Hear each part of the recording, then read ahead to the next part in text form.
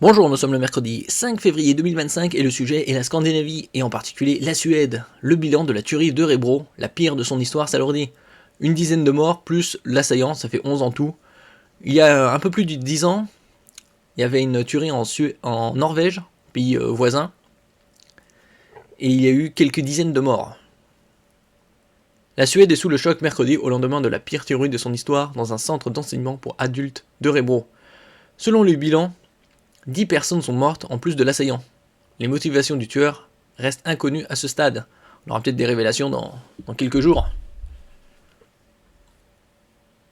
Plusieurs personnes choquées, évacuées de ce centre d'enseignement pour adultes, et des forces de l'ordre sur le pied de guerre.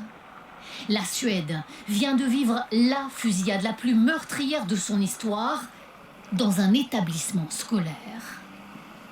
Sur cette vidéo, de nombreux coups de feu sur le campus. Ici, des blessés évacués. Selon la police, une dizaine de personnes ont été tuées. Un homme juste à côté de moi a été touché à l'épaule. Il saignait beaucoup et quand j'ai regardé derrière moi, j'ai vu 3 personnes qui saignaient. Notre directeur est arrivé en courant. On a tous dû rester à l'intérieur et on a éteint les lumières. Selon la police, l'auteur de la fusillade est mort. Selon les médias, il aurait retourné l'arme contre lui. Son casier judiciaire était vierge. Aucun élément sur son profil et sa motivation, mais les habitants de la petite ville d'Örebro, dans le centre de la Suède, sont choqués. C'est fou, complètement fou. Je suis en colère et choquée, cela n'aurait pas dû arriver. Les écoles devraient être sûres pour les enfants et pour les adultes. L'auteur de la fusillade avait un permis de port d'armes. Les écoles étaient jusqu'à présent plutôt épargnées par la violence en Suède. Oui, c'était avant ça.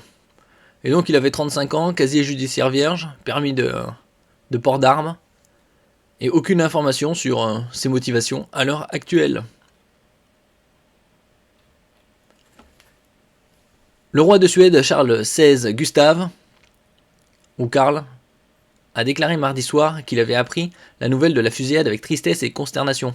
Oui, rien d'étonnant.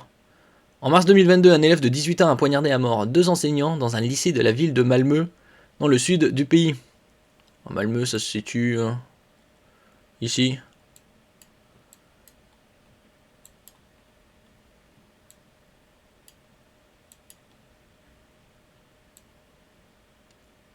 Bon, plus ou moins. Ouais, c'est là. Pas loin de Copenhague. Merci pour votre écoute et à la prochaine.